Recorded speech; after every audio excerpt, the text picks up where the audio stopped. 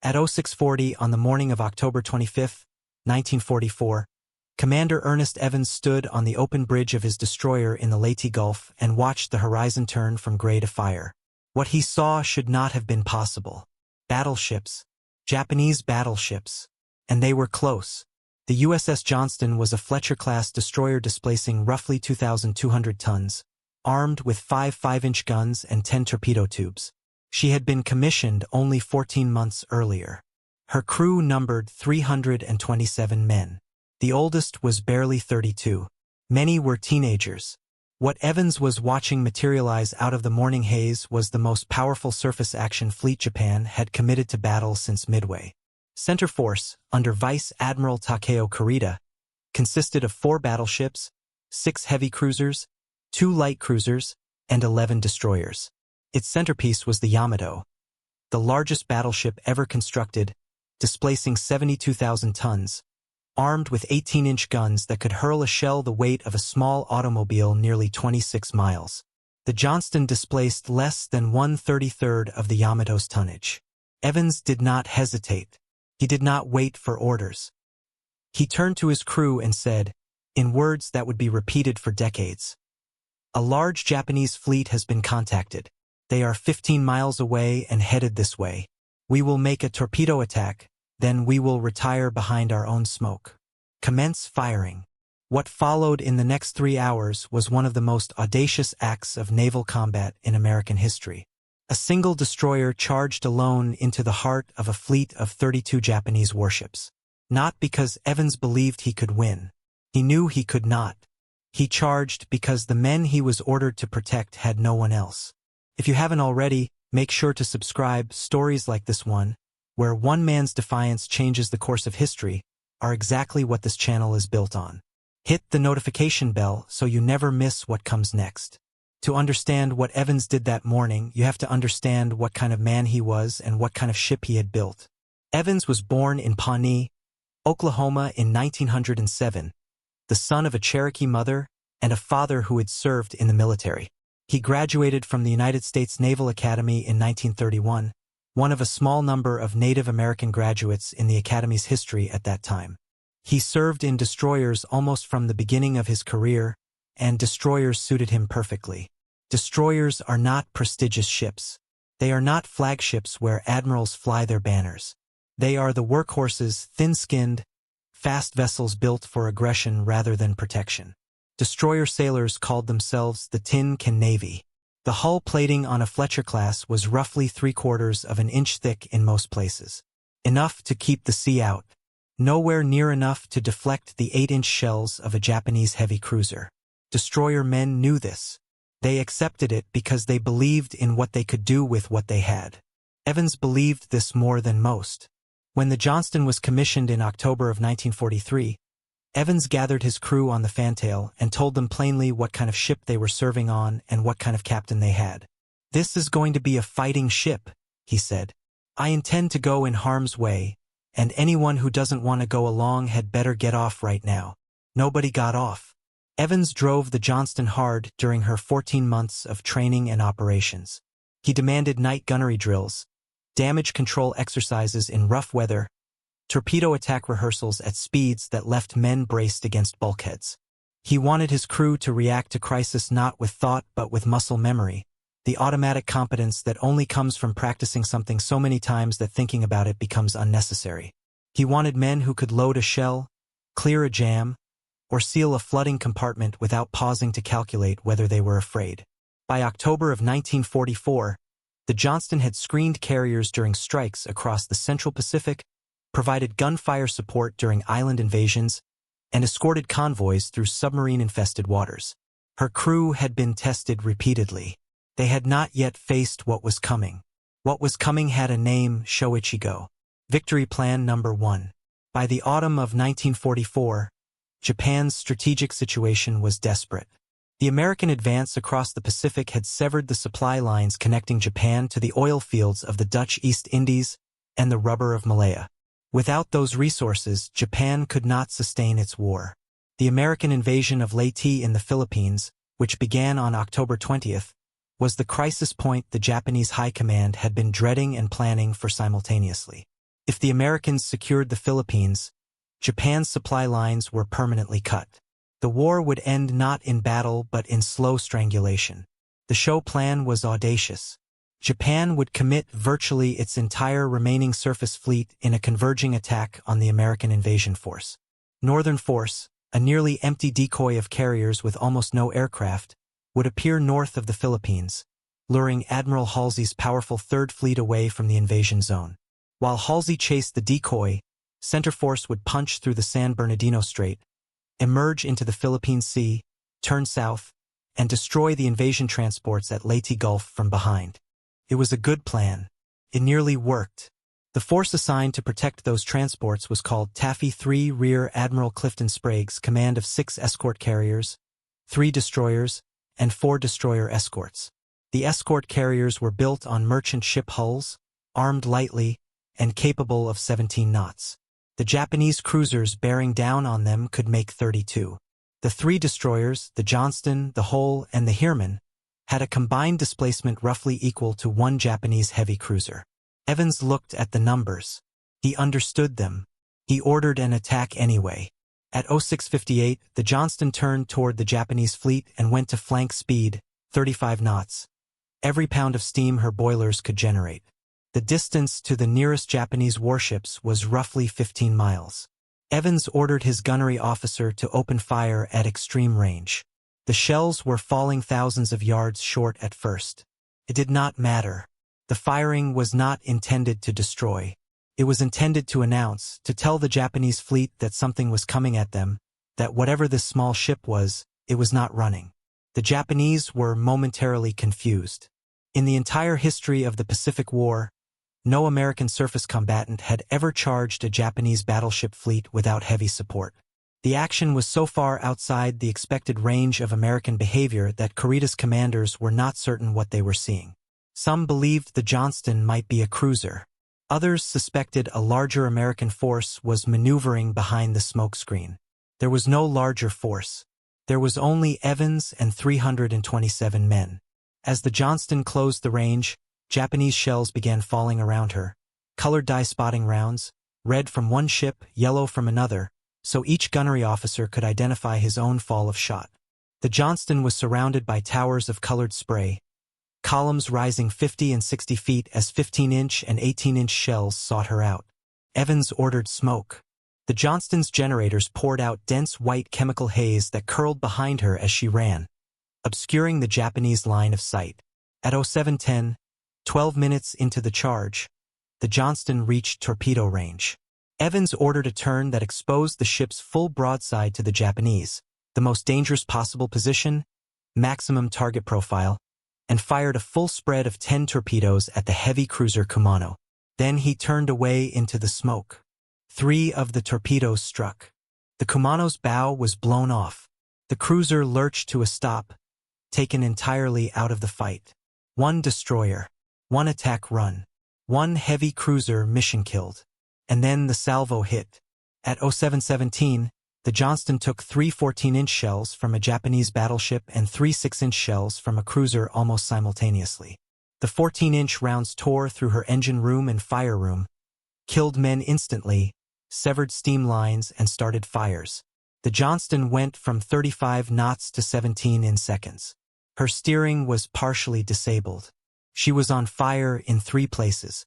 Evans himself had been struck. Shrapnel had torn 2 fingers from his left hand and cut into his scalp.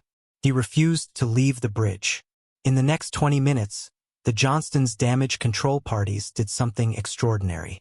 Working in smoke-filled compartments where steam lines had ruptured and the deck was slick with blood and sea water, they sealed the flooding, controlled the fires, and restored partial power to the surviving engine room.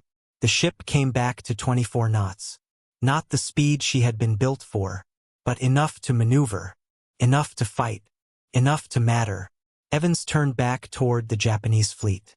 The Japanese cruiser column, the Chikuma, the Chokai, the Tone, had worked around to the north and was in a position to begin firing on the escort carriers from a range at which the carriers could not defend themselves. If that column was not interrupted, the carriers would burn. Evans had no torpedoes left. He had been hit 3 times by heavy caliber rounds. He had 2 fingers missing and blood drying on his face. He turned back anyway and attacked the cruiser column with his 5-inch guns. 5-inch guns against 8-inch guns is not a fair fight. A 5-inch shell weighs 55 pounds. An 8-inch round weighs nearly 300. Evans knew this. His gunnery officer, Lieutenant Robert Hagan, later wrote that for nearly 40 minutes the Johnston fired with a ferocity that he struggled to put into words, the surviving mounts firing as fast as their crews could load, shells striking the Chikuma's superstructure, disrupting her fire control, forcing her gunnery crews to take cover at the moment they most needed to be steady. The escort carriers ran south. Their aircraft launched everything they had. Planes armed with depth charges meant for submarines made attack runs on Japanese battleships, dropping weapons that could not penetrate battleship armor, coming back around for strafing runs when the bombs were gone, making dummy runs after the ammunition ran out just to force the Japanese to maneuver. It was the same logic Evans was running on. You use what you have. You make noise. You buy time because time is the only currency that matters. Petty Officer Bill Mercer, a 20-year-old loader from Indiana, was at one of the Johnston's gun mounts throughout. Years later he described staying focused entirely on the shell in his hands. The weight of it, getting it into the loading tray before the breech cycled open, keeping pace with the gunner's rhythm. You stop thinking about dying after a while, he said. There isn't time. You think about the next shell. You think about keeping up. You stop thinking about anything else. This was exactly what Evans had prepared his crew for. Not courage in the sense of the absence of fear. Fear was abundant on the Johnston that morning. What training produces, when it goes deep enough, is the capacity to act correctly in the presence of fear. To do the next necessary thing, and the thing after that, because the body has rehearsed it enough times that it no longer requires the mind's permission. The Johnston's crew had that capacity because Evans had given it to them across 14 months of preparation. He had not cut corners. He had not accepted lower standards because the standards were demanding. When he asked them to follow him into a torpedo run at a Japanese battleship fleet, he had already given them everything he had to give. They followed.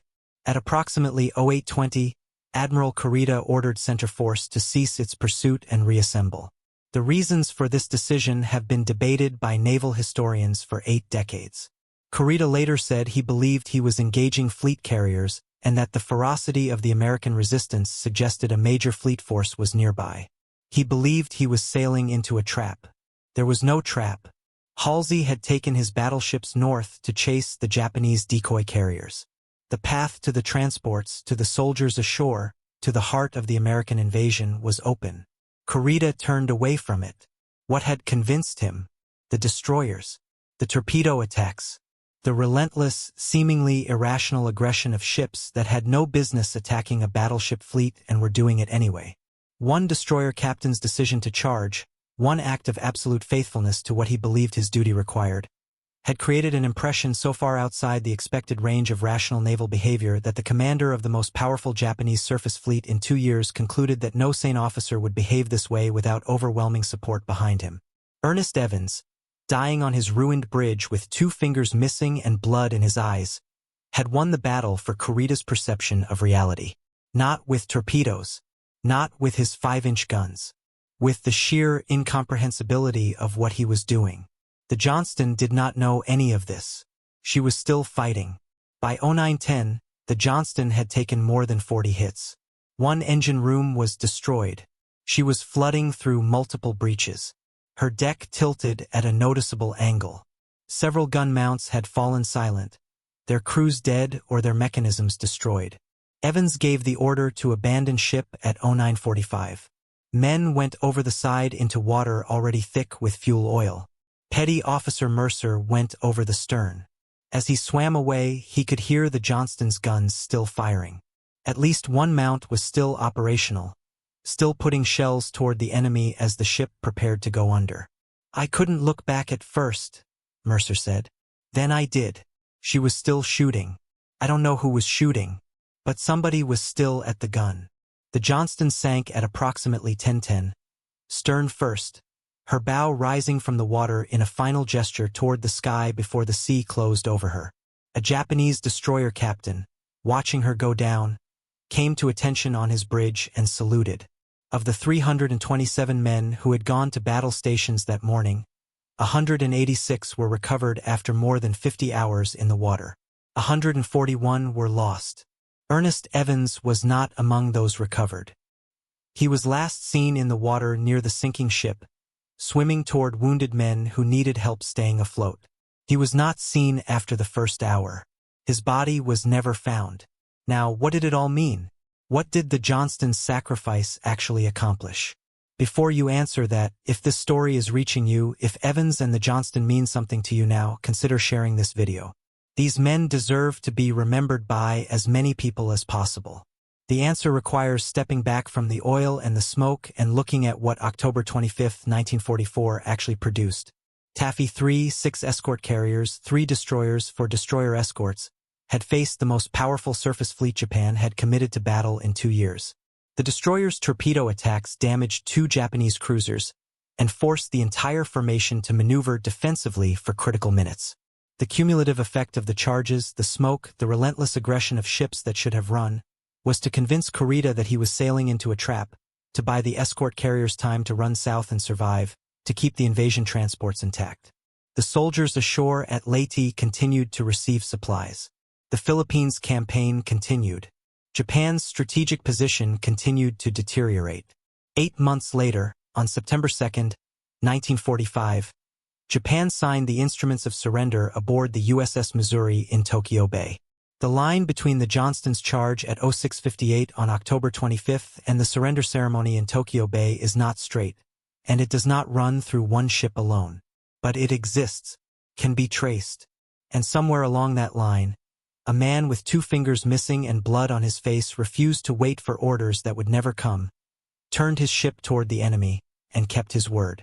The Navy recognized what happened within months of the battle.